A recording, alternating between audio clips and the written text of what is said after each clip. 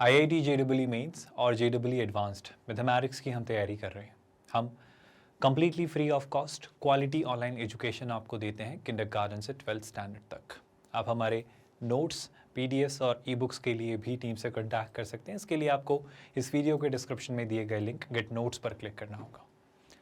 आपके पूरे syllabus mathematics को हमने 5 हिस्सों में डिवाइड किया: coordinate geometry, calculus, vectors in 3D, algebra और ट्रिग्नोमेट्री। कोऑर्डिनेट ज्योमेट्री खत्म हो चुकी है, हमने सारी चीज़ें कवर की हैं और अब हम कैलकुलस के first chapter relations and functions की बात कर रहे हैं। हम हर चैप्टर को डिटेल में पढ़ते हैं, सारे कंसेप्ट्स उसके सीखते हैं, उन्हें एग्जाम्पल से कंसोलिडेट करते हैं। चैप्टर के कंप्लीट होने पर यानी सारे कंसेप्ट के हो जाने पर प्रैक्टिस क्वेश्चंस के थ्रू हर एक क्वेश्चन को, मतलब हर वैरायटी के क्वेश्चन को एक्सपोजर लेते हैं और फाइनली उस चैप्टर को कल्मिनेट करते हैं JEE एडवांस्ड के प्रीवियस ईयर्स क्वेश्चंस के साथ। मतलब यकीनन तौर पर एक सॉलिड और मजबूत तैयारी ये बिल्कुल है।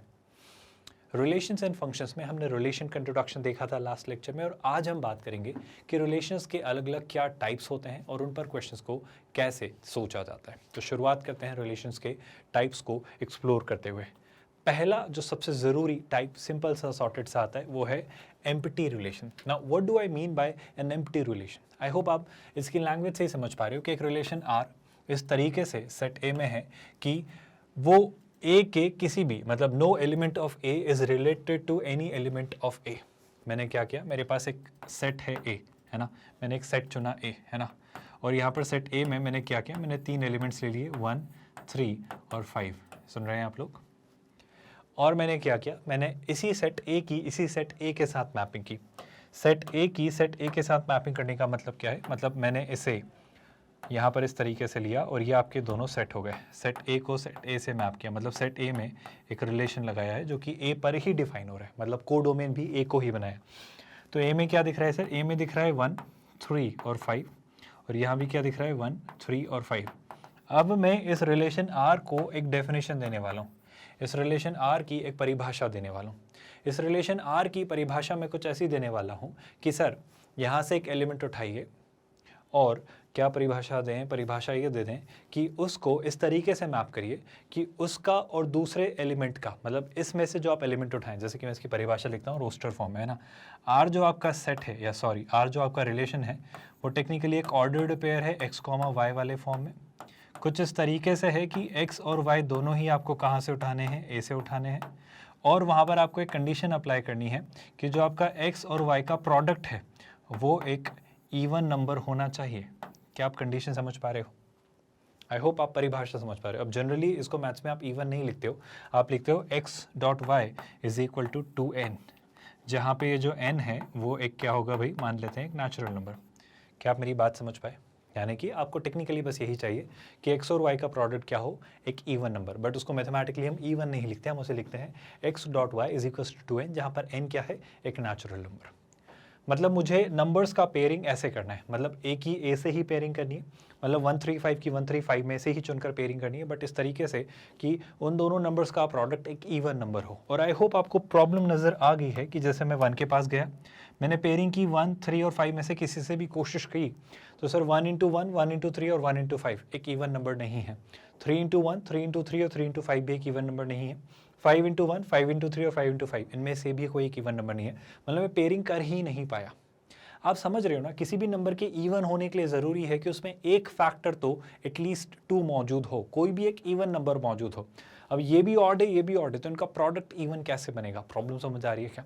मतलब मैं मैपिंग कर ही नहीं पाया। मतलब अगर मैं आपसे इस रिलेशन आर को लिखने की कोशिश करूं तो आप क्या बोलोगे? हमें कोई कोई कोई कुछ भी ऑर्डर्ड पेयर नहीं मिल रहा है सर, क्योंकि कहीं से कहीं तक किसी की भी मैपिंग नहीं हो पा रही है। तो आप क्या कहोगे? वो आपका नल सेट है, वो आपका वॉइड सेट है, वो आपका एम्प्टी सेट है, उसे आप क्या कहेंगे?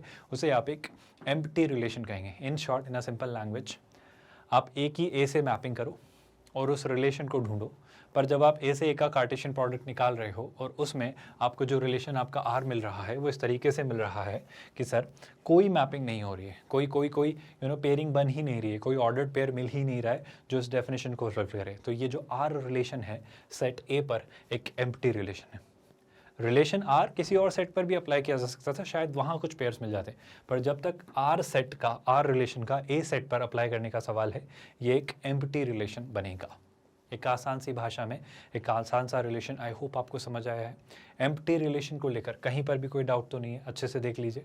विद दैट मूव करते हैं अब नेक्स्ट पार्ट पर। नेक्स्ट पार्ट क्या आता है? नेक्स्ट आता है universal relation. Now what do I mean by a universal relation? गौर से सुनिएगा। जैसे एम्प्टी पढ़ा था वैसे ही कुछ थोड़ा सा, लेकिन बिल्कुल अपोजिट है ना। A relation R in set A is called a universal relation if each element of A is related to every element of A. Each element of A is related to every element of A. इसका क्या मतलब है ये भी हम समझने की कोशिश करते हैं। जैसे कि मान लो मेरे पास क्या है, मेरे पास एक सेट है ये A और ये रहा आपका दूसरा सेट, है ना। सेट A के अंदर दो एलिमेंट्स हैं, है ना। दो एलिमेंट्स ये ले लेता हूँ ताकि आपकी कन्फ्यूजन ज़्यादा ना बढ़े।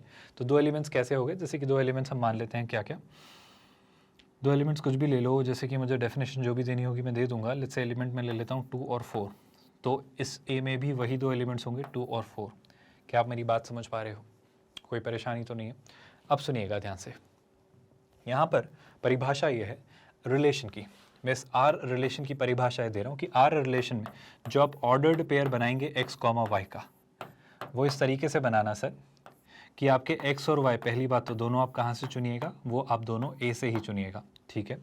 और उसमें इस तरीके से उन्हें चुनिएगा, जो आप पेयर चुने उस पर कंडीशन ये इम्पोज की जाए कि x और y का जो सम है, x और y का जो सम है वो क्या होना चाहिए?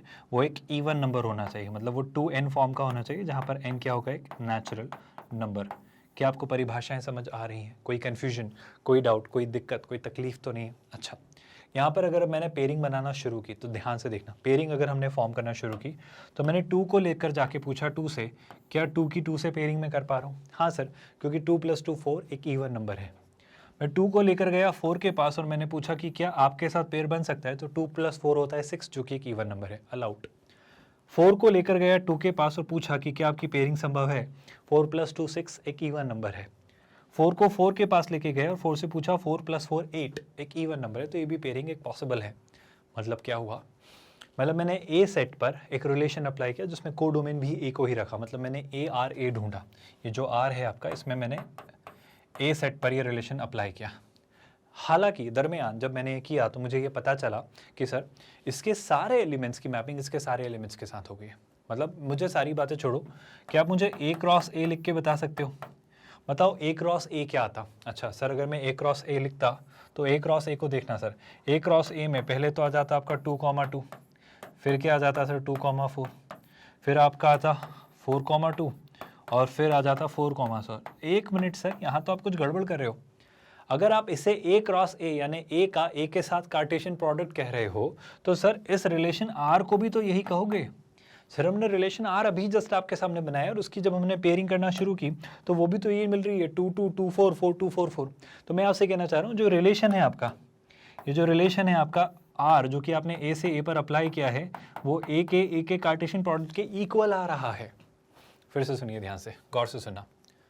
If each element of A is related to every element of A, that is वो जो रिलेशन है आपका R, जो रिलेशन है आपका R, अगर वो A के A पर कार्टेशियन प्रोडक्ट के इक्वल आ जाए तो आप ऐसे रिलेशन को क्या कहते हैं? Universal relation. आई होप बड़ी आसान सी सुलझी हुई सी परिभाषा है, कहीं पर भी कोई डाउट या परेशानी, कोई आपत्ति तो नहीं है भाई? आई होप बातें समझ आ रही हैं, है ना। एक ज़रूरी बात, जो आपका एम्प्टी सेट था जो जस्ट अभी हमने पढ़ा और जो यूनिवर्सल सेट है, इन दोनों को सेट नहीं, एम्प्टी रिलेशन और यूनिवर्सल रिलेशन, इनको ट्रिवियल रिलेशन भी कहा जाता है दोनों को, मतलब इन्हें ट्रिवियल रिलेशंस भी कहा जाता है। याद रखिएगा, याद रहेगी ये बात। अगर आपको एम्प्टी और यूनिवर्सल रिलेशन समझ आया है तो अब मूव करते हैं इनवर्स रिलेशन पर। इनवर्स रिलेशन क्या होता है सर?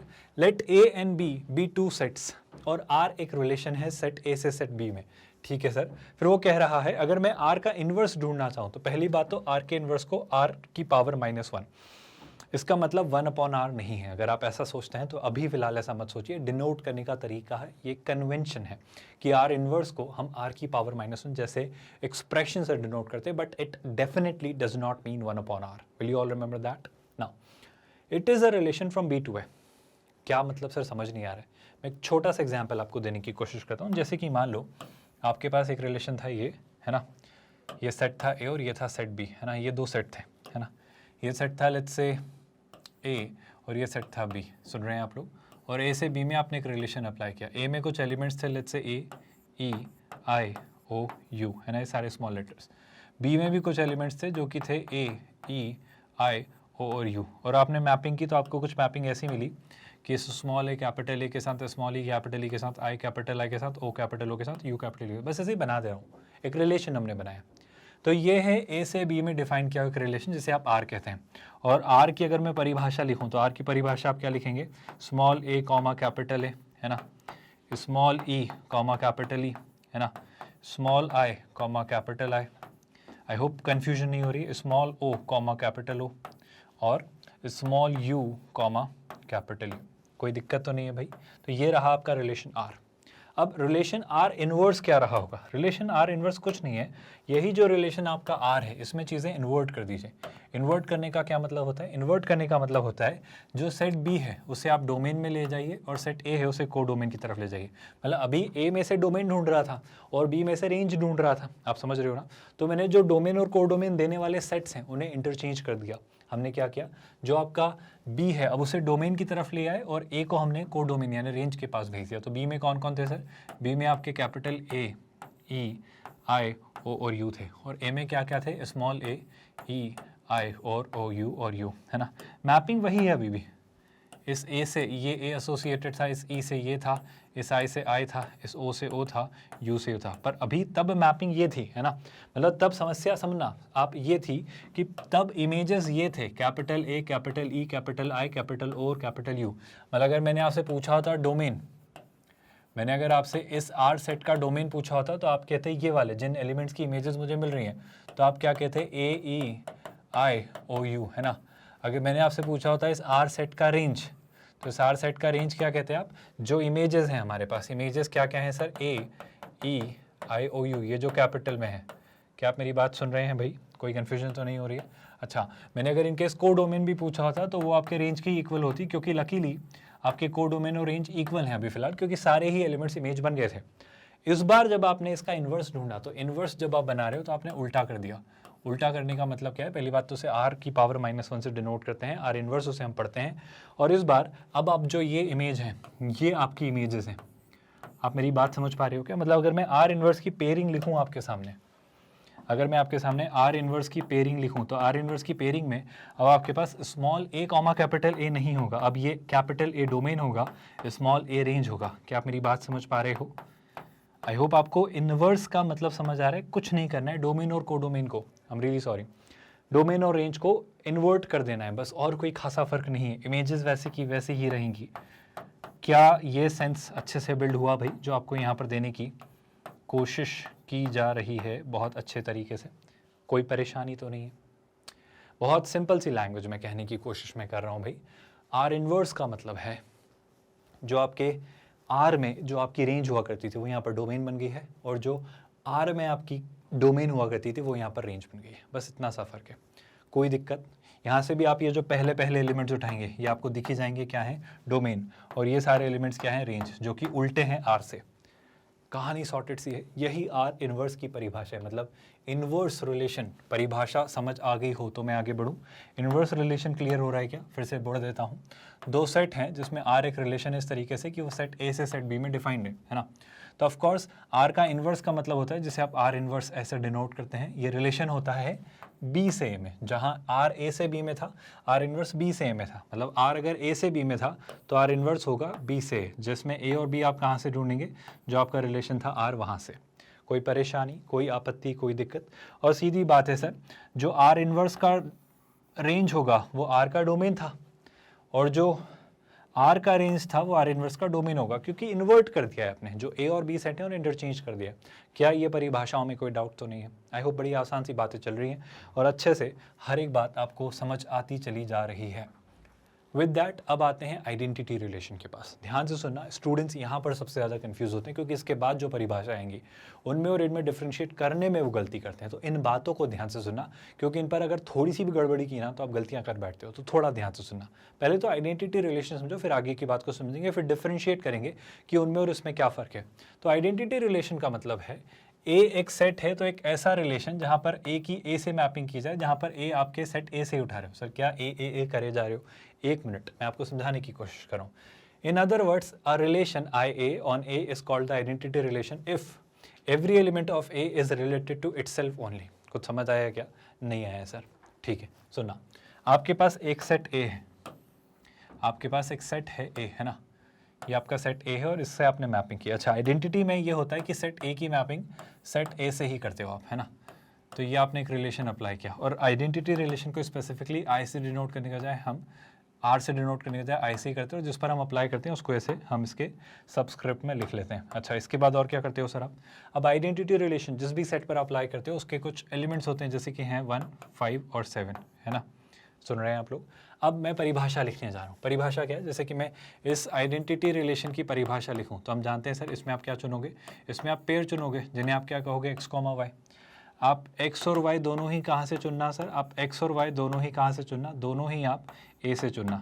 वो इस तरीके से चुनना सर कि x और y आपके इक्वल हों। अब बात समझ पाए क्या?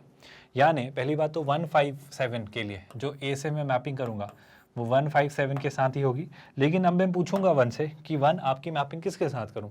तो 1 बोलेगा मेरे इक्वल कौन है? तो 1 के इक्वल कौन है? 1। तो 1 की मैपिंग किससे होनी है भाई? 1 से। सिंपल सी बात। 5 की मैपिंग 5 से और 7 की मैपिंग 7 से। आप कुछ समझ पा रहे हो क्या? बस यही आइडेंटिटी रिलेशन है। आइडेंटिटी रिलेशन का मतलब है कि अगर उसमें मौजूद एलिमेंट्स की मैपिंग उसी से हो जाए, मतलब when an element maps itself, maps it with itself, मतलब वो अगर खुद को खुद के साथ मैप करता है, होप आप सेंटेंस करेक्ट कर लीजिएगा, तो उस केस में इस तरह की मैपिंग को हम आइडेंटिटी रिलेशन कहते हैं। कोई परेशानी तो नहीं है? कोई दिक्कत? अच्छा सर, इसमें एक छोटा सा काम ये कर दूं कि मैं 5 को 7 से मैप कर दूं, तो क्या ये अभी भी आइडेंटिटी रिलेशन है? नहीं। 5 ने 5 से मैप किया है क्या खुद को? हाँ सर, किया तो है, पर 5 ने क्या सिर्फ 5 से ही मैप किया है क्या? नहीं सर, 5 ने खुद को 7 से भी मैप कर दिया। गड़बड़ हो गई, ये एक आइडेंटिटी रिलेशन नहीं है। मतलब आपको समझ आ रहा है क्या? मतलब 5 को सिर्फ 5 से ही मैप करना होगा। आप फिर से सुन लीजिए, आइडेंटिटी रिलेशन का मतलब है जो भी एलिमेंट्स हैं उनकी मैपिंग सिर्फ और सिर्फ खुद से हो, उनकी मैपिंग सिर्फ और सिर्फ खुद से हो। अगर ऐसा हो रहा है तो ही वो एक आइडेंटिटी रिलेशन है। मैं इसको फिर से पढ़ता हूँ, सुनो ध्यान से। Let A B a set, then the relation ये जो कि a कॉमा ए के फॉर्म में मौजूद है, जहाँ पे ये भी वही है और ये भी वही है, उसको जो परिभाषा मैंने आपको समझाने के लिए थोड़ी सी लेंदी करके लिखी, उसको उसने आसान बना दिया। उसने क्या किया? x और y की जगह दोनों आइडेंटिकल ले लिए और a कहाँ से उठाया? सेट a से, क्योंकि आपका डोमेन और को डोमेन से वो बनने वाली बात है। तो जो आपका सेट a है वो क्या कहलाता है? वो आपका आइडेंटिटी रिलेशन है। दूसरी भाषा में उसने यही कहा है कि आइडेंटिटी रिलेशन ये तब होगा जब हर एलिमेंट a का खुद से ही रिलेट करे, खुद से ही मैप्ड हो, खुद से ही लिंक्ड हो, उसकी इमेज वहीं खुद से ही बने। बात समझ आ रही है क्या? अच्छा, यही फ़र्क मैं आपको समझाने की कोशिश कर रहा हूँ। जैसे कि एक रिलेशन है जो कि है 1 1 2 2 और 3 3, क्या ये एक आइडेंटिटी रिलेशन है? हाँ है। अगर एक सेट ए होता जो कि होता 1 2 3, अगर एक सेट होता ए 1 2 3 तो 1 1 2 2 3 3, हाँ सर ये एक आइडेंटिटी रिलेशन है। पर मैं एक और सेट लिखता हूँ R1, है ना, 1 1 और 2 2, या फिर मैं एक सेट लिखता हूँ R2, 1 1 2 2 3 3 और 1 3। ये आइडेंटिटी रिलेशन नहीं है। ये क्यों नहीं है? मैं आपको थोड़ा सा पिक्चर दिमाग में इस विजुअल के थ्रू देने की कोशिश करता हूँ, सुनिएगा ध्यान से। ये एक सेट था ए जिसके अंदर एलिमेंट थे 1 2 और 3, उसी से मैपिंग करनी होगी अगर आप आइडेंटिटी रिलेशन बनाना चाह रहे हो। तो आप कौन सा रिलेशन बना रहे हो? आइडेंटिटी। तो अगर मैं आपसे कहूँ सर कि देखो मैंने 1 को 1 से मैप किया, 2 को 2 से मैप किया, पर 3 को आप करना भूल गए, 3 को आपने मैप नहीं किया, तो क्या एक आइडेंटिटी रिलेशन है? देखो ना सर, ये इसी से मैप्ड है, ये इसी से मैप्ड है, पर क्या इसके बाकी एलिमेंट्स भी खुद से मैप्ड है? नहीं। तो ये एक आइडेंटिटी रिलेशन नहीं है। चलो सर, मैं एक काम करता हूँ, इसको इससे मैप कर देता हूँ, लेकिन मैंने इसको इससे भी मैप कर दिया।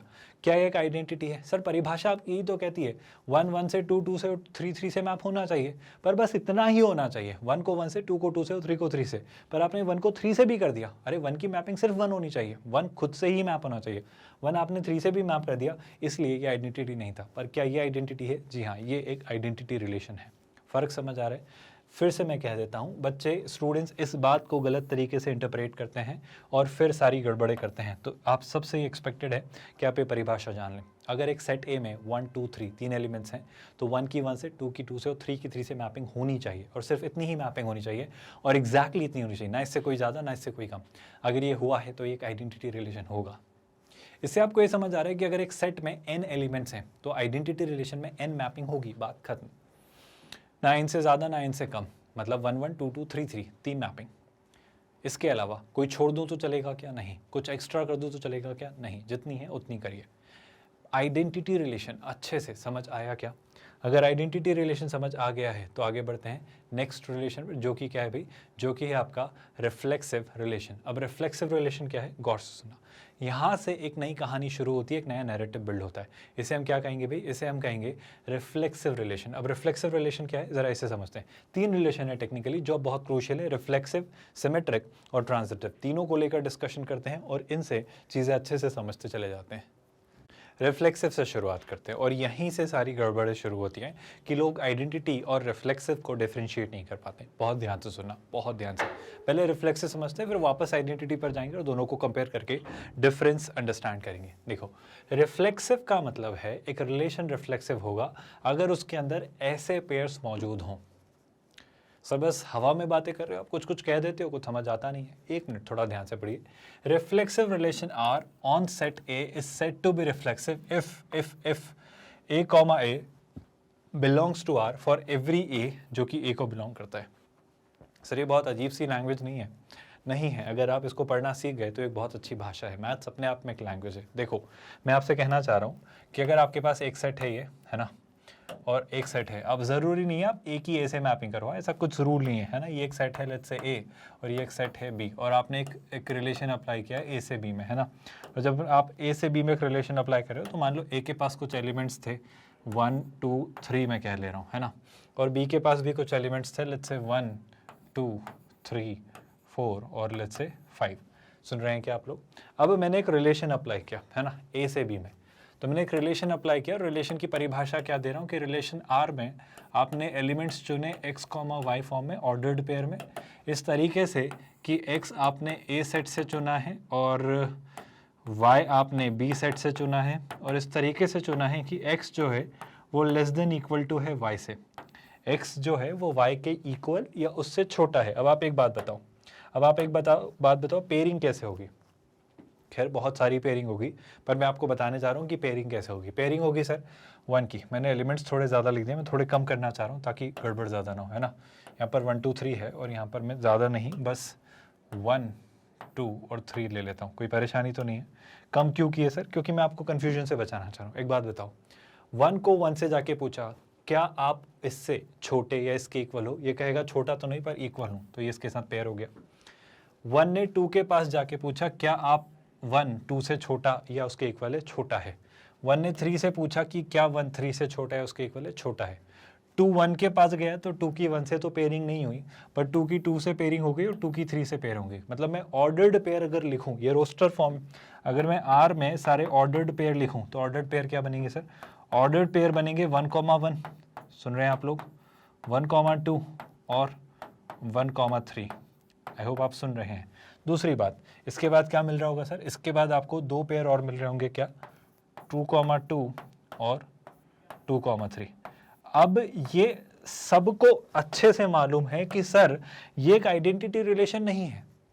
आइडेंटिटी में क्या होता है? 2 यहाँ होते हैं 1 2, यहाँ भी 1 2 होते, एक ही ए से ही मैपिंग होती, 1 की 1 से 2 की 2 से, वो आइडेंटिटी होता।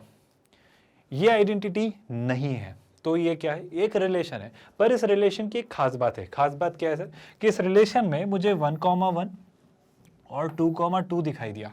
आप सुनना, ये 1 और 2 मुझे सेट ए में दिखाई दिया था, और मुझे इसी 1 के लिए 1 और इसी 2 के लिए 2 मिला। अच्छा सर, 1 के लिए तो 2 भी मिल रहा है, 3 भी मिल रहा है, 2 के लिए 3 भी मिल रहा है, मुझे कोई फर्क नहीं पड़ता, जो मिल रहा है मिलने दो। क्या आपको, बस मैं जो पूछ रहा हूँ उसका जवाब देना। 1 के लिए सेम वैल्यू 1 मिली क्या? हाँ सर मिली। 2 के लिए सेम वैल्यू 2 मिली क्या? हाँ मिली। बस अगर ये 2 मिल गए, मतलब जिस सेट से उठाकर आपने मैपिंग की है जिस दूसरे सेट में, तो जो आपका ये वाला सेट है जहाँ से आप लेकर इमेज ढूंढ रहे हो, तो इस सेट में जो एलिमेंट्स हैं क्या उनकी मैपिंग खुद से हो पा रही है? हाँ सर, खास बात है, हो पा रही है। क्या उनकी मैपिंग खुद से हो पा रही है? हाँ सर हो पा रही है। बाकियों से हो रही है, नहीं हो रही है, क्या पेयर बन रहे हैं, मुझे फर्क नहीं पड़ता, पर क्या 1 1 और 2 2 ऐसे मैप हो रहे हैं? हाँ सर। अब इस परिभाषा को पढ़ो। एक आर रिलेशन है सेट ए पर इस तरीके से कि मुझे ए कॉमा ए जैसे पेयर मिल रहे हैं आर रिलेशन में, सारे ए के लिए जो स्मॉल ए जो है वो कैपिटल ए से जो बिलोंग करते हैं। परिभाषा ये है, जो स्मॉल हैं वो ये हैं, कैपिटल ए वो ये है। तो जो स्मॉल ए है उसके लिए स्मॉल ए मिल रहा है, जो स्मॉल ए है उसके लिए स्मॉल ए मिल रहा है। जो स्मॉल ए कहाँ है? कैपिटल ए में मौजूद। अगर ऐसा हो रहा है तो इस रिलेशन को हम क्या कहेंगे, इस रिलेशन को हम कहेंगे रिफ्लेक्सिव रिलेशन। मतलब एक रिलेशन आर जो सेट ए पर बनाया गया है वो रिफ्लेक्सिव इज नॉट रिफ्लेक्सिव अगर वहां कोई भी एलिमेंट ऐसा एग्जिस्ट करता है जो कि ए कॉमा ए नहीं बनाता है। यानी कि मेरा आपसे कहने का मतलब है कि अगर गलती से मान लो 2 की मैपिंग 2 से नहीं होती तो आप ये मत कहना कि सर देखो 1 तो मिल रहा है, मान लो यहाँ पे 2 नहीं होता मान लो, तो आप कहते क्या कि ये रिफ्लेक्सिव है? नहीं सर 1 मिल तो रहा है, एक मिनट 1 तो मिल रहा है ना, लेकिन 2 के लिए मिला क्या? अगर ऐसा नहीं मिल रहा होता तो मैं कहता कि रिफ्लेक्सिव नहीं है। मतलब जितने यहाँ पर मौजूद हैं आपके उन सब के लिए सेम उन्हीं से मैपिंग मौजूद होनी चाहिए। एक्स्ट्रा हो कम हो मुझे फर्क नहीं पड़ता, पर कम से कम इसकी इससे और इसकी इससे मिलनी चाहिए। इसको देख के आप ये जरूर कह सकते हो, सुनना इस लाइन को ध्यान से, जितने भी आइडेंटिटी रिलेशन है वो रिफ्लेक्सिव होते हैं। आप सुनो ध्यान से, जितने भी आइडेंटिटी रिलेशन है वो रिफ्लेक्सिव होते हैं क्योंकि 1 1 2 2 3 3 ये मैपिंग हो रही होगी। लेकिन क्या सारे रिफ्लेक्सिव रिलेशन आइडेंटिटी होंगे? सर सामने दिख रहे हैं, जरूरी नहीं है। ये इनकी वजह से क्या ये आइडेंटिटी बन रहा है? नहीं। पर जो आइडेंटिटी रिलेशन होते हैं वो रिफ्लेक्सिव होंगे। फर्क समझ आ रहा है क्या? आई होप बातें दिमाग में डाइजेस्ट हो रही हैं और यही बात यहाँ पर समझाने की कोशिश की जा रही है। जैसे ए एक सेट है 1 2 3 और आर एक रिलेशन बनाया 1 1 2 2 3 3 और उसने 2 एलिमेंट्स और डाल दिए। पर जब मैंने 1 की 1 से, 2 की 2 से और 3 की 3 से, मतलब ए सेट के जो एलिमेंट्स हैं उनकी तो आपस में खुद से मैपिंग देख ली ना, 1 की 1 से, 2 की 2 से, 3 की 3 से, इसके अलावा कुछ भी हो मुझे फर्क नहीं पड़ता। तो मैं कहूँगा ये कैसा रिलेशन है? ये एक रिफ्लेक्सिव रिलेशन है। आप सुन रहे हैं क्या? लेकिन अगर एक और रिलेशन बनाया जैसे R1, इसमें क्या मिला मुझे? इसमें 1 1 मिल गया लेकिन मुझे 2 2 और 3 3 नहीं मिला। अरे जब ए में 1 2 3 तीनों हैं तो मुझे 2 2 और 3 3 भी मिलना चाहिए था, उसके अलावा कुछ भी एक्स्ट्रा फर्क नहीं पड़ता। तो ये कैसा रिलेशन है? ये एक रिफ्लेक्सिव रिलेशन नहीं है। क्या आपको ये बात बहुत अच्छे से समझ आई है?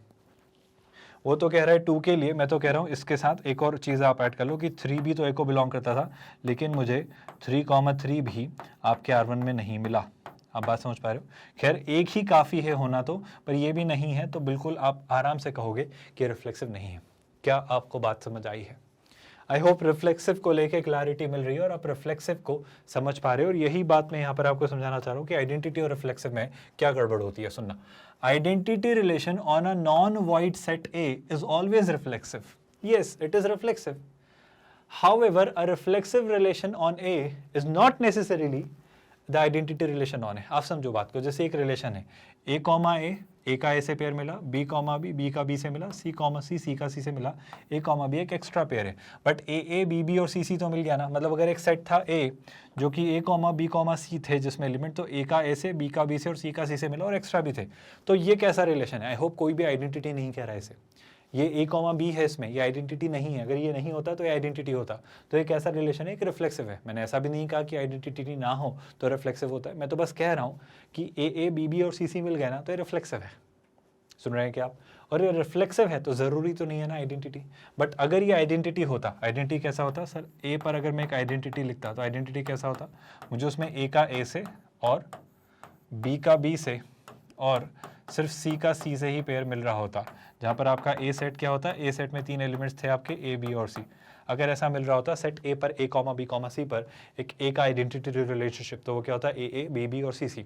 तो ये आइडेंटिटी है। और क्या है? रिफ्लेक्सिव है। बिल्कुल है सर। आप देखो ना इसके अंदर 3 एलिमेंट्स हैं, उनकी आपस में खुद से मैपिंग हो रही है, तो ये रिफ्लेक्सिव भी है।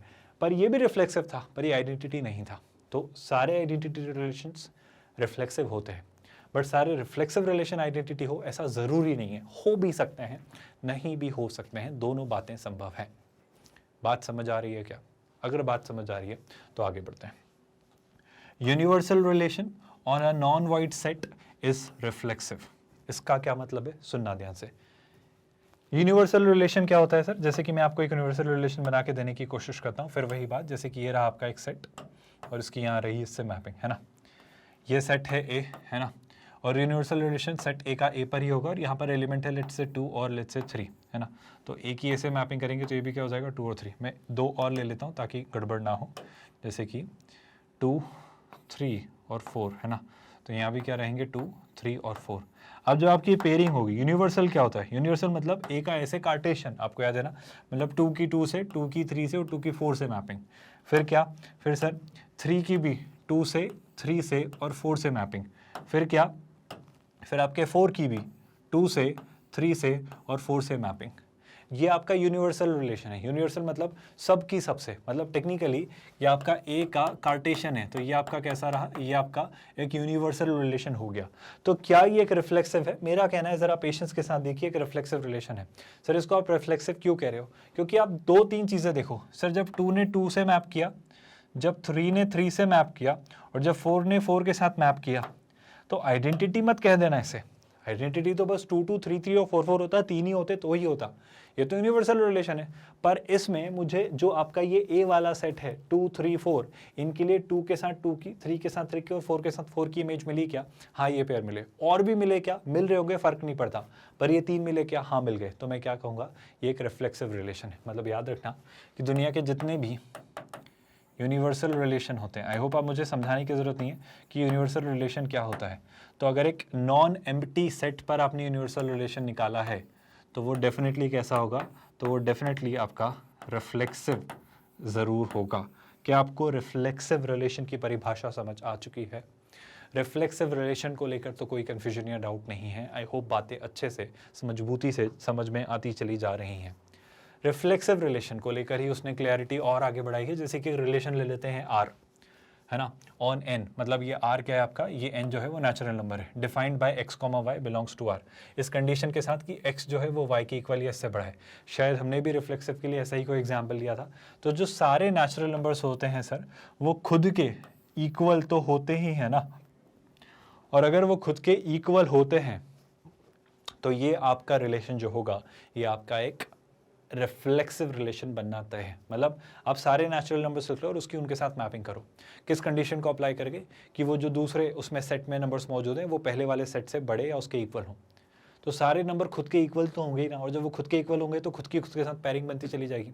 और भी बनेगी, वो जिससे छोटे होंगे उनके साथ भी बनेगी, पर मेरा ये कहना है खुद के साथ तो बनेगी क्योंकि वो इक्वल है।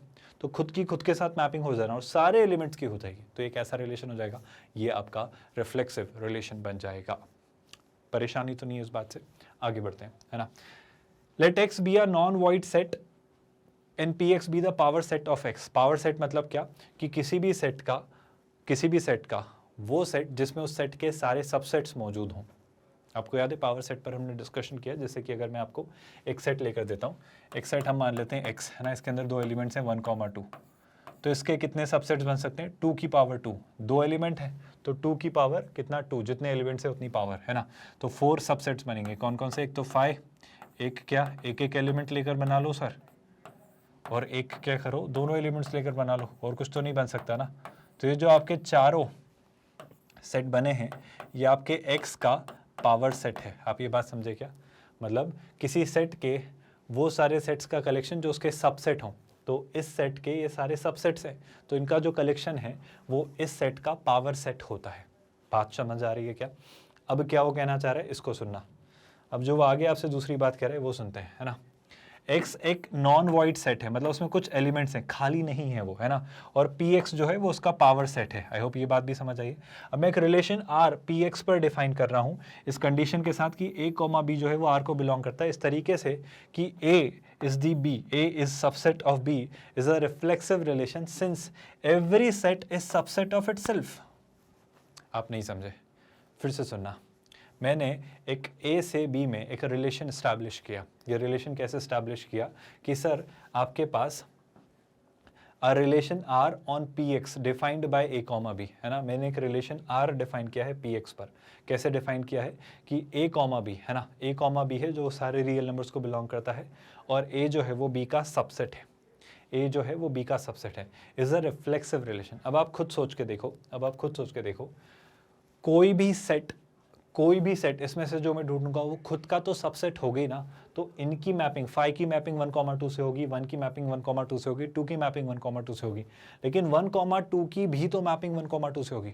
तो दुनिया के जितने भी सेट हैं उनकी पावर सेट से अगर मैं मैपिंग करूं, मतलब मैं इस तरफ अगर दुनिया के सारे सेट लिखूं, जैसे मान लो मैं यही वाला सेट लिख लेता हूं, है ना, और उनके पावर सेट के साथ मैपिंग करूं, है ना, तो ये तो आपका वो सेट है, और इसकी पावर सेट के साथ मैपिंग करें। जैसे कि यहाँ पर क्या है, ये सेट है, जैसे कि कौन सा सेट है? एक्स, जिसमें कौन कौन से एलिमेंट है? 1, 2, और ये पावर सेट एक्स है आपका, ये पावर सेट एक्स है, इसमें आपके 4 एलिमेंट्स हैं 5, 1, 2 और 1, 2। तो जब उसकी मैपिंग करोगे तो इससे भी होगी, इससे भी होगी, इससे भी होगी और इससे भी होगी। तो जो एक्स है यहाँ पर, ये एक्स ही तो है, एक तो 5 है, एक सिर्फ 1 है, सुन रहे हो क्या आप लोग, एक सिर्फ 2 है, लेकिन एक 1,2 है। तो 1,2 की 1,2 से मैपिंग हुई। फिर कोई और सेट ढूंढूंगा, उसके भी जितने भी सबसेट होंगे वो ढूंढूंगा, पर उनमें एक सबसेट ऐसा भी होगा जो वो सेट खुद होगा। तो मैं ये कहना चाह रहा हूँ किसी सेट की उसकी पावर सेट के साथ जब आप मैपिंग करेंगे, तो सारे सेट एक तरफ लिख लो और सारे उन सेट के पावर सेट्स एक तरफ लिख लो। तो ये जो मैपिंग होगी, ये जो रिलेशन बनेगा, ये रिलेशन भी तो कैसा रिलेशन होगा, रिफ्लेक्सिव, क्योंकि उसके लिए उसका खुद से मैप होना दिखेगा, क्योंकि कोई सेट खुद का तो सबसेट होता ही है। ये लाइन बड़ी क्रूशियल है, अगर आपको समझ आ रही है तो। आई होप क्लियर हो रही है। यहाँ तक अगर बात समझ आ रही है तो आगे बढ़ते हैं एक और एग्जाम्पल के पास। Let L be the set of all lines in a plane. मैं अलग अलग पर्सपेक्टिव से आपको रिफ्लेक्सिव रिलेशन समझाने की कोशिश कर रहा हूँ, और ये बात याद रखना, क्योंकि इसी तरीके से वो डेफिनेशंस देकर आपसे क्वेश्चंस पूछते हैं। तो परिभाषा याद रहेगी, बातें दिमाग में क्लियर हो गई, पावर सेट, सेट, ये सब कुछ क्लियर रहा, अच्छे से डेफिनेशन समझ में आई, तो कहीं नहीं जाएगा क्वेश्चन, आप कोई भी गलती नहीं करोगे। जैसे कि देखो, एल एक सेट है सारी लाइन्स का एक प्लेन में, जो रिलेशन में अप्लाई कर रहा हूँ आर एल पर इस तरीके से कि L1, L2 जो हैं वो आपकी पैरेलल हैं, तो ये रिफ्लेक्सिव है, क्योंकि कोई भी लाइन खुद से तो पैरेलल होती है। जैसे समझो, सुनना, हमने क्या किया, हमने ऐसी ये 4 लाइन्स ली है ना, हमने ये सेट उठाया और इसके साथ ये इसके साथ मैपिंग की है ना। अब मैंने ये एक सेट उठाया L और इसकी मैपिंग करी है किसी और L के साथ, है ना, सुनते जाना ध्यान से। और मैंने क्या किया, मैंने यहाँ पर कुछ लाइन्स चुनी, मैंने इसमें एक लाइन ये चुन ली है ना, इसी तरीके से लाइन मैंने यहाँ भी रख दी है ना। फिर मैंने एक और लाइन चुन ली, जैसे कि क्या, एक लाइन ये चुन ली है ना, और इसी लाइन को उठा के एक बार यहाँ भी रख दिया। और क्या कर रहा हूँ मैं, एक लाइन और चुन ले रहा हूँ, जैसे कि एक लाइन लेट से मैंने कुछ इस तरीके से चुन ली है ना, और इस लाइन को उठा के वहाँ भी रख दिया। अब सुनते जाना, काम की बातें हैं, बहुत ध्यान से सुनना, बहुत ध्यान से सुनना है ना। और भी लाइन आप चाहते तो चुन सकते थे, अब मेरा ये कहना है बहुत ध्यान से सुनना। जैसे कि मैं एक और लाइन बना लेता हूँ कुछ इस तरीके से, ये रही और लेट्स से रही। वैसे सिर्फ इतनी सी बातें नहीं होंगी, और भी बहुत सारी बातें हो रही होंगी, बट फिर भी समझने के लिए मान लो ये कुछ बातें आपके सामने हैं। अब मैं पूछ रहा हूँ, ये रिलेशन कुछ ऐसा है, ये रिलेशन कुछ ऐसा है कि आपने, एक सेकेंड ना, L be the set of all lines in a plane, the relation R on L defines by L1, L2 where L1 is parallel to L2। ठीक है, अब देखना ध्यान से। आप एक बात बताओ, मैं ये रिलेशन कुछ इस तरीके से डेफिनेशन दे रहा हूँ कि मैं जब यहाँ से कोई लाइन चुनूंगा तो उसको यहाँ पर तब मैप करूंगा जब वो लाइन यहाँ पर चुनी गई लाइन के पैरेलल हो। तो सुनना ध्यान से, क्या मैं इन दोनों की मैपिंग कर सकता हूँ, क्योंकि देखो ये दोनों लाइंस पैरेलल हैं। क्या मैं इन दोनों की मैपिंग कर सकता हूँ, क्योंकि ये दोनों पैरेलल हैं। क्या मैं इसकी इसके साथ मैपिंग कर सकता हूँ, क्योंकि ये पैरेलल है। क्या मैं इसकी इसके साथ मैपिंग कर सकता हूँ, क्योंकि ये पैरेलल है। ये दोनों भी पैरेलल हैं तो इनकी मैपिंग हो जाएगी, और ये दोनों भी पैरेलल हैं तो इनकी भी मैपिंग हो जाएगी। अब सुनना ध्यान से, यहाँ पर ये हमने किया था, सुनना ध्यान से, बहुत काम की बात है और बहुत बहुत ध्यान से सुनना।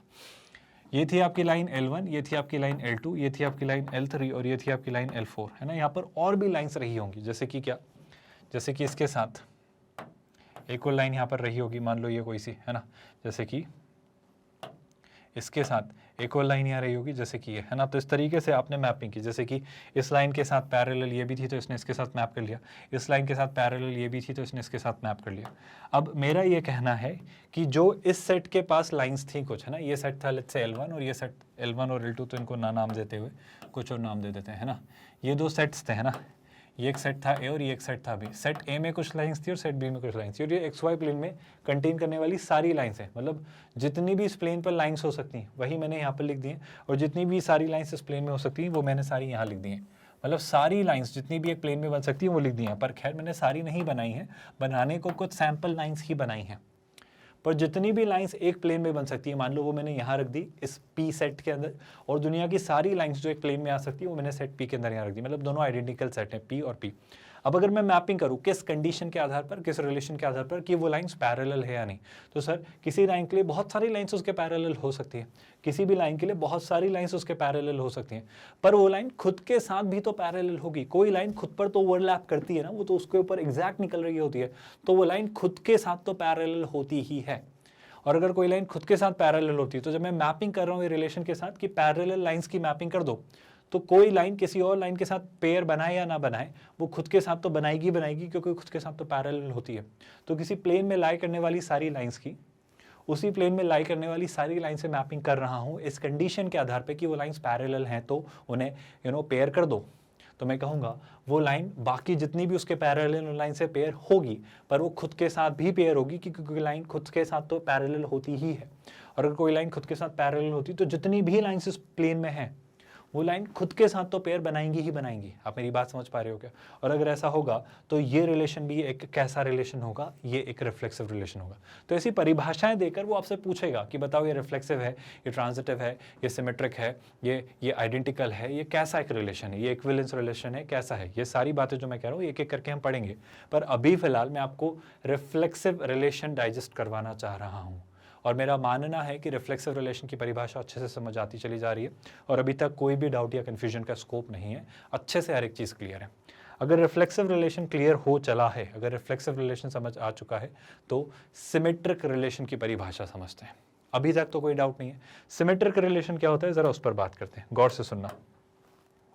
एक रिलेशन R है सेट A पर, उसे मैं सिमेट्रिक कहूँगा अगर मुझे A1, A2 एक पेयर दिखा है, तो मुझे A2, A1 पेयर भी अगर मिल जाए ना, तो मैं कहूँगा कि आपका ये जो रिलेशन है ये एक सिमेट्रिक रिलेशन है। जैसे एक एग्जाम्पल के तौर पर मैं आपको बताने की कोशिश करता हूँ, गौर से सुनना, कि आपने एक रिलेशन डिफाइन किया जिसको मैं रोस्टर फॉर्म में लिखता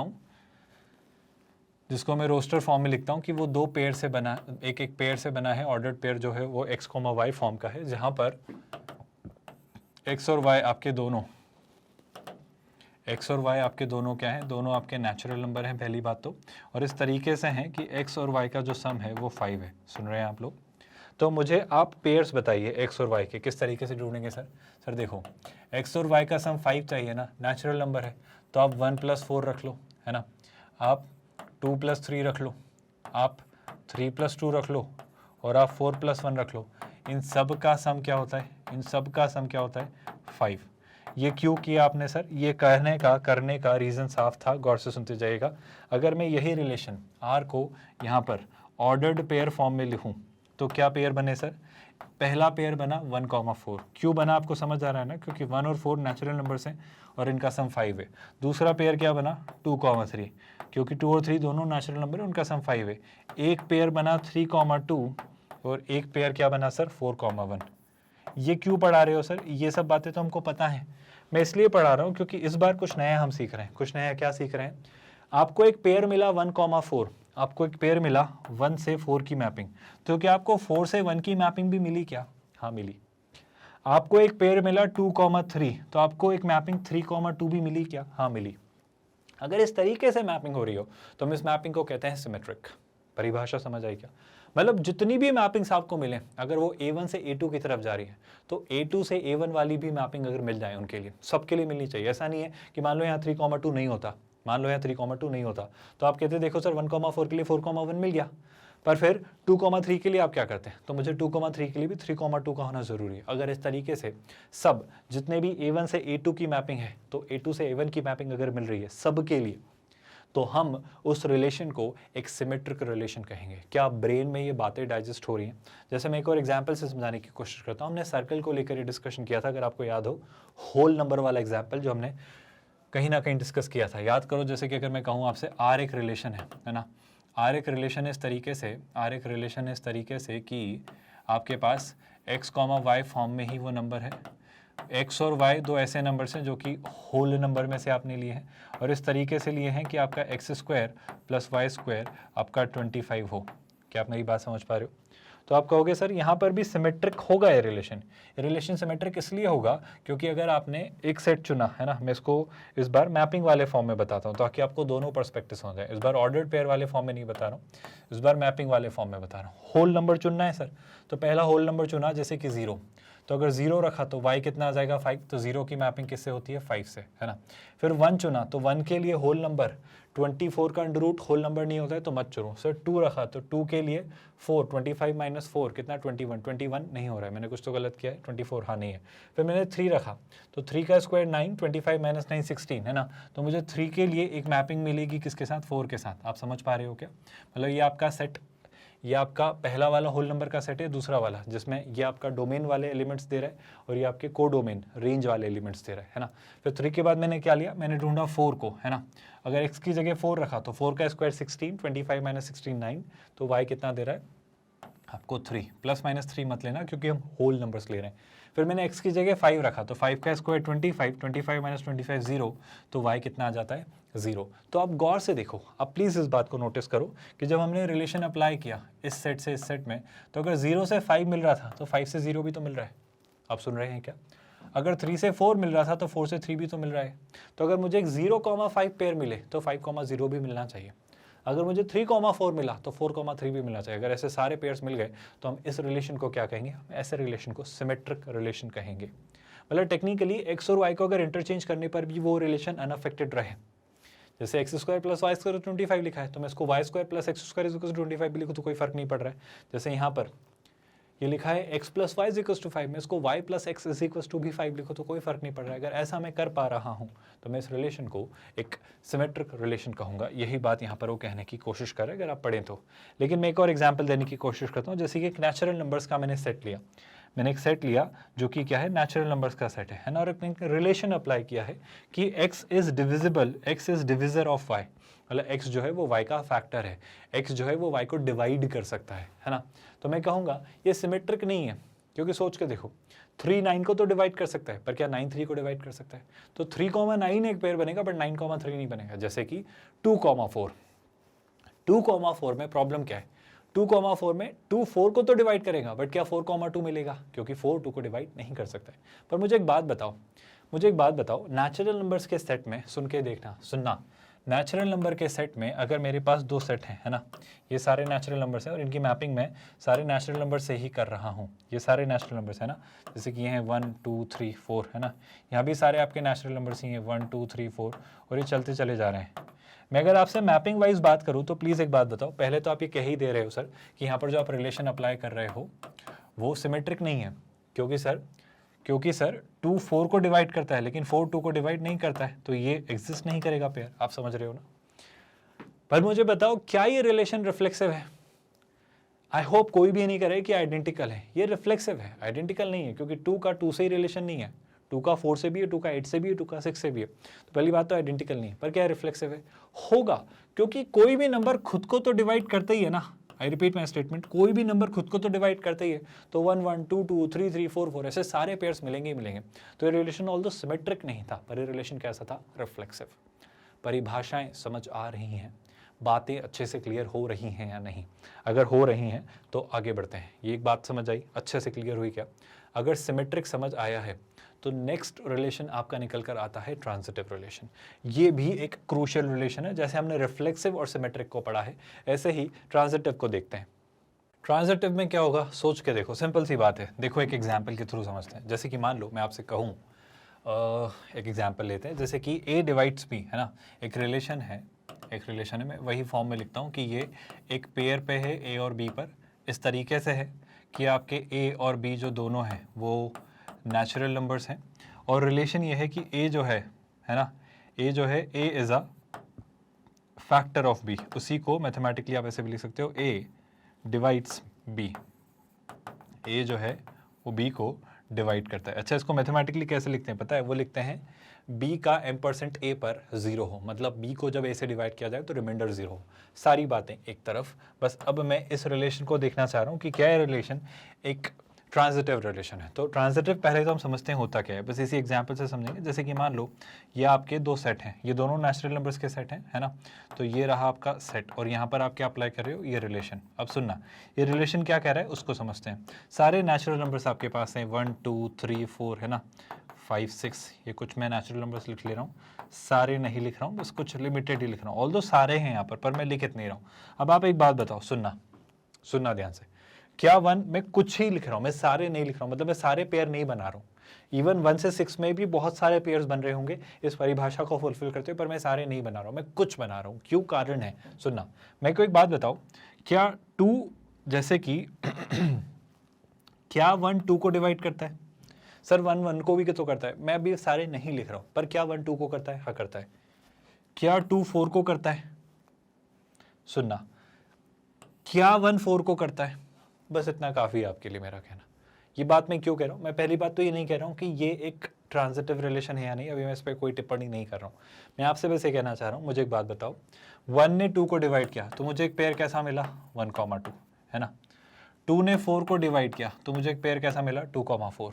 तो क्या ये बात तय है कि मुझे 1,4 पेयर तो मिलेगा ही मिलेगा? ऐसे बहुत सारे पेयर मिलेंगे, बस मैं 3 खास पेयर लिखना चाह रहा हूँ किसी कारण से। सुनना, मैं आपसे कह रहा हूँ ये नंबर इस नंबर को डिवाइड कर सकता है, फिर ये नंबर किसी और नंबर को डिवाइड कर सकता है। तो तय बात है सर कि ये नंबर इस नंबर को डिवाइड कर ही सकता है। आप समझ पा रहे हो ना? ये इसका फैक्टर है, ये इसका फैक्टर है, तो इसका एक फैक्टर तो ये होगा ही होगा।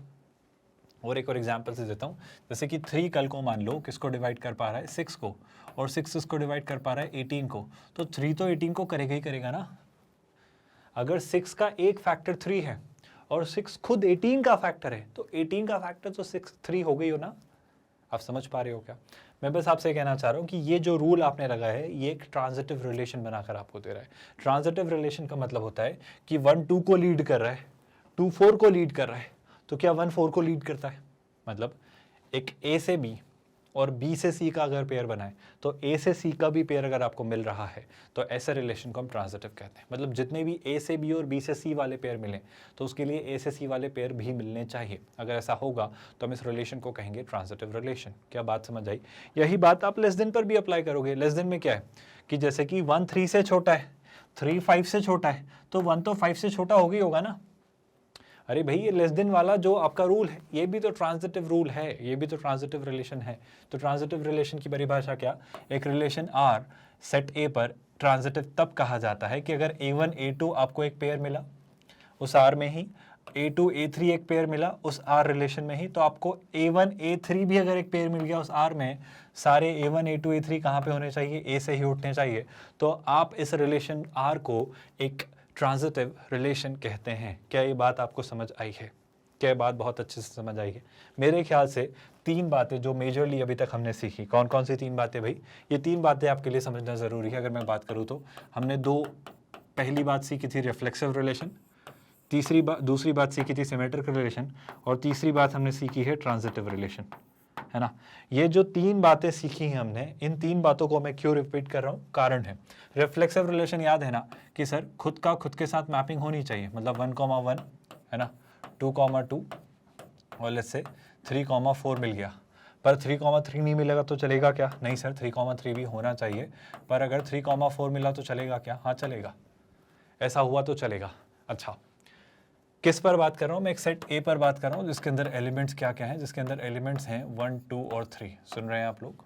कोई परेशानी तो नहीं है? अच्छा, इसके साथ साथ एक और छोटी सी बात क्या कि अगर मैं सिमेट्रिक की बात करूं तो ये सारे जो एलिमेंट्स हैं, ये सारे एलिमेंट्स के होने से क्या है? सिमेट्रिक है। सिमेट्रिक का मतलब 1,1 मिला तो 1,1 मिला, 2,2 मिला तो 2,2 मिला, 3,3 मिला तो 3,3 मिला, बट 3,4 मिला तो मुझे और क्या मिलना चाहिए था? मुझे सर 4,3 भी मिलना चाहिए था। अगर आप मेरी बात से सहमत हैं तो क्या आप मेरी बात समझ पा रहे हो?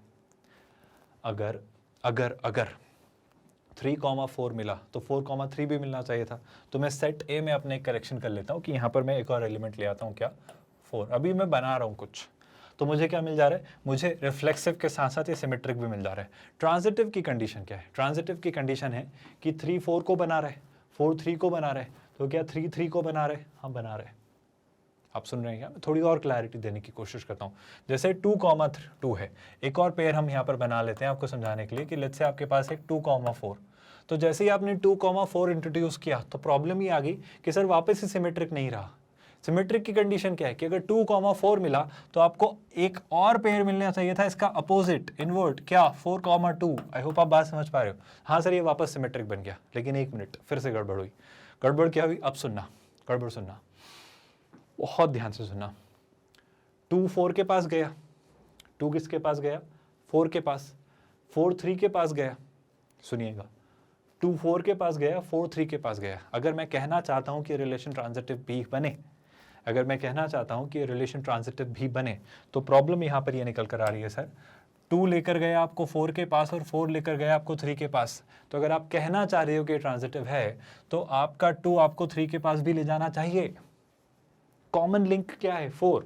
तो अगर 2 से 4 पे गए, 4 से 3 पे गए, तो 2 से 3 पे भी जाना चाहिए। तो मैं कहूंगा कि मेरा रिलेशन कैसा है? मेरा रिलेशन ट्रांजिटिव भी है। पर जैसे ही मैंने इसको ट्रांजिटिव बनाया फिर गड़बड़ कर दी। गड़बड़ क्या कर दी? सर 2 3 है तो सिमेट्रिक नहीं रहा। क्योंकि अगर 2 3 है तो 3 2 भी तो होना चाहिए। आपको प्रॉब्लम समझ आ रही है? तो मैं इसको क्या बना रहा हूँ, मैं इसको बना रहा हूँ यहाँ पर सिमेट्रिक। आई होप आपको मेरी बातें समझ आती चली जा रही हैं। कोई परेशानी, कोई दिक्कत तो नहीं हो रही है भाई, जो मैं आपको कहना चाह रहा हूँ? कोई इशू, कोई कंसर्न तो नहीं है? अच्छा सर, अब थोड़े और क्रॉस चेक हम कर लें। जैसे कि देखो 4 2 के पास लेके गया, 2 3 के पास लेके गया, तो क्या 4 3 के पास लेके जा रहा है? हाँ लेके जा रहा है। अरे आप सुन रहे हो क्या? थोड़ी और आपको क्लैरिटी देने की कोशिश करता हूं। जैसे देखना 2 3 के पास लेके गया, 3 2 के पास लेके गया, तो क्या 2 2 के पास लेके जा रहा है? हाँ लेके जा रहा है। तो अब अगर आप क्रॉस चेक करेंगे इसमें, देखो मैं सिंपल सा क्रॉस चेक आपको करवा देता हूं। पहले देखो रिफ्लेक्सिव 1 1 2 2 3 3 4 4 4 4 नहीं दिख रहा है ना, I'm really sorry, मैं एक मिस कर रहा हूँ। हाँ मैंने एक ज़रूरी बात मिस कर दी। जब मैंने यहाँ पे 4 लगाया तो आपने रिफ्लेक्सिव बनने वाली कंडीशन तो लगानी भूल गए, बिल्कुल है ना, तो रिफ्लेक्सिव भी बन गया। तो अब मेरे ख्याल से अगर ए में 4 एलिमेंट थे 1 2 3 4, तो 1 1 2 2 3 3 और 4 4, तो रिफ्लेक्सिव तो बन गया। तो सर अब डंके की चोट पर आप कहो रिफ्लेक्सिव है। क्या है? सिमेट्रिक है। सिमेट्रिक की परिभाषा साफ है साहब कि 3 4 मिला तो 4 3 मिला क्या, 2 4 मिला तो 4 2 मिला क्या, 2 3 मिला तो 3 2 मिला क्या? हाँ सर, मुझे जितने भी, अच्छा 1 1 2 2 3 3 और 4 4 में तो देखने की जरूरत ही नहीं है, वो तो उनके अपोजिट सेम ही है। पर 3 4 के लिए 4 3, 2 4 के लिए 4 2 और 2 3 के लिए 3 2 मिल रहा है क्या? तो हाँ सर, अब मैं बिना सोचे समझे सिमेट्रिक भी से कह सकता हूँ। सोचे समझे लो, मैंने सोचा है, देखा है, परखा है। अब आपकी बात निकल कर आ रही है ट्रांजिटिव चेक करने की, तो मैं ट्रांजिटिव आपको एक बार और चेक करवा देता हूं अच्छे से, ताकि आपको कहीं पर भी कोई कंफ्यूजन हो तो आप ट्रांजिटिव को लेकर एक अंडरस्टैंडिंग बिल्ड कर चुके हों और अब आप कंफ्यूज्ड ना हो किसी भी रिलेशन के ट्रांजिटिव होने को लेकर। तो ट्रांजिटिव की परिभाषा को लेकर पहले तो ये जो आपके रिफ्लेक्सिव वाला रिलेशन है इस पर मत चेक करना, क्योंकि वो एक ही बात है, वो होगा वैलिड, है ना। रिफ्लेक्सिव होने में उसको कोई आपत्ति या परेशानी नहीं होगी। तो मैं आपको कहाँ चेक करवा रहा हूँ? मैं आपको जो बचे हुए पेयर्स हैं उन पर चेक करवा रहा हूँ। गौर से सुनना, बहुत ध्यान से सुनना। पहले मैं इसको थोड़ा सा रीऑर्डर कर दूं क्या? चलो छोड़ो, है ना, नहीं कर रहे। अब तो बस ये सुनो, अब तो यहां से शुरू करो। देखना, मैं यहां पर आपसे बात करना चाह रहा हूं, किससे बात शुरू करूं? मतलब बहुत सारी चीजें दिख रही है, मैं एक एक करके उसको ऑर्गेनाइज्ड मैनर में लिखवाना चाह रहा हूं ताकि आपको कोई परेशानी ना हो, है ना। जैसे कि अगर मैं शुरुआत करूं यहां से, किससे? देखो 2 से सर आप 3 पर गए, 3 से आप 4 पे गए, आप 2 से 3 पर गए, 3 से 4 पर गए, तो क्या आप 2 से 4 पर गए? हाँ मैं गया। क्या आप मेरी बात समझ पा रहे हो? क्या आप बहुत अच्छे से चीज़ें सुन, देख और समझ पा रहे हो? मैं फिर से रिपीट करता हूँ। ट्रांजिटिव क्या कहता है? 2 ने 3 को घुमाया, 3 ने 4 तक पहुँचाया, तो क्या 2 4 तक पहुँचाता है? हाँ पहुँचाता है, तो ये ट्रांजिटिव है। आई होप अब आपको चीज़ें क्लियर हो रही है। मैं आपको चीज़ें बताने की कोशिश कर रहा हूँ कि रिफ्लेक्सिव मेथड ट्रांजिटिव कैसे होता है, क्यों, कारण है, पर पहले सुन लीजिएगा ध्यान से। आगे क्या कुछ और कहीं और ट्रांजिटिव बनने का, इसको देख लेते हैं। सर देखो 4 3 के पास लेके गया, 3 2 के पास लेके गया, तो क्या 4 2 के पास लेके जा रहा है? मेरे ख्याल से लेके जा रहा है। तो सर ये ट्रांजिटिव है मेरे ख्याल से, और कहीं कोई तो चांस नहीं बन रहा है ना इसके अलावा, और कहीं कोई और स्कोप? जैसे कि देखो, अगर आपको लग रहा है कि सर 3 4 के पास लेके गया, 4 2 के पास लेके गया, तो क्या 3 2 के पास लेके जा रहा है? हाँ जा रहा है, वो तय है, वो बनेगा। सुन रहे हैं आप लोग? कोई परेशानी तो नहीं है। जैसे मैं एक और तरीके से दिखा दूं, अगर अभी भी कोई कन्फ्यूजन है तो। जैसे कि क्या? जैसे कि मैं एक और पेयर ढूंढ रहा हूँ जिससे मैं आपको दिखा पाऊँ। और कोई पेयर क्या देखोगे अब? मेरे ख्याल से काफ़ी है इतना, है ना। आई थिंक काफ़ी है ना, हमने सारे पेयर्स देख लिए। तो इस तरीके से मैं कहूँगा, मतलब और अब आपको अननेसेसरीली मैं कंफ्यूज ना करते हुए कहूँ कि हाँ सर ये ट्रांजिटिव वाली कंडीशन को भी फुलफिल कर रहा है। मेरा आपसे ये कहना है कि कोई भी रिलेशन ऐसा बने, जो भी परिभाषा रही हो मुझे नहीं पता, मुझे तो उसके पेयर्स पता है, ऑर्डर्ड पेयर, ये उसमें सारे मौजूद ऑर्डर्ड पेयर्स हैं। तो अगर ये सारे ऑर्डर्ड पेयर आपके रिफ्लेक्सिव, सिमेट्रिक और ट्रांजिटिव तीनों हो जाएं, तो मैं इस रिलेशन को क्या कहूँगा? इस रिलेशन को मैं कहूँगा इक्विवेलेंस, है ना, इक्विवेलेंस रिलेशन। अक्सर आपसे ये पूछ लिया जाता है सीधे, तो आपको सबसे ज़्यादा ज़रूरी तो पहले ये बात याद रखनी होगी कि इक्विवेलेंस रिलेशन क्या होता है। मैं इक्विवेलेंस की स्पेलिंग चेक करना चाह रहा हूँ, बिल्कुल सही। डाउट जो है वो यही कि यहाँ पर ये होगा ई।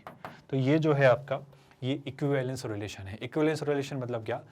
अ relation R on set A, a relation R on set A is said to be, is called to be equivalence अगर वो आर रिफ्लेक्सिव, सिमेट्रिक और ट्रांजिटिव है तो। परिभाषा समझ आई या नहीं? इक्विवेलेंस क्लियर हुआ? कोई दिक्कत तो नहीं है? टाइप्स ऑफ रिलेशंस अच्छे से याद रखना, क्योंकि स्टूडेंट्स घूम जाते हैं, जैसे आइडेंटिटी और रिफ्लेक्सिव का डिफरेंस। आई होप अब आपको क्लियर है। रिफ्लेक्सिव, सिमेट्रिक और ट्रांजिटिव, ये तीनों हो जाएं तो इक्विवेलेंस, एक भी मिस हुआ ना तो वो इक्विवेलेंस नहीं होगा, याद रखना, बहुत अच्छे से याद रखना। सबसे ज़रूरी, सबसे इंपॉर्टेंट बात, अब अगर रिफ्लेक्सिव, इक्विवेलेंस, ट्रांजिटिव ये सब कुछ क्लियर है तो मैं एक छोटी सी बात आपको याद दिला दूं कि आपको जो पढ़ाया जा रहा है वो भाई साहब आपकी IIT JEE मेंस और JEE एडवांस्ड मैथमेटिक्स की तैयारी आपको करवाई जा रही है। अगर आप सब इस बात से अवेयर हैं तो, है ना, हम मैथमेटिक्स सब्जेक्ट की तैयारी कर रहे हैं। आई होप आप सभी स्टूडेंट्स इस बात से भली भांति परिचित हैं। इस तैयारी को कैसे अंजाम दिया जा रहा है, मतलब कैसे चलाया जा रहा है, मेरा कहना है हम आपके पूरे सिलेबस को 5 मेजर चंक्स में डिवाइड कर चुके हैं, जिसमें हमने शुरुआत की थी कोऑर्डिनेट ज्योमेट्री से, जहाँ पर हमने हर एक चीज़ को पढ़ा है बहुत डिटेल में, मतलब सारे चैप्टर्स, सारे कंसेप्ट, सब कुछ।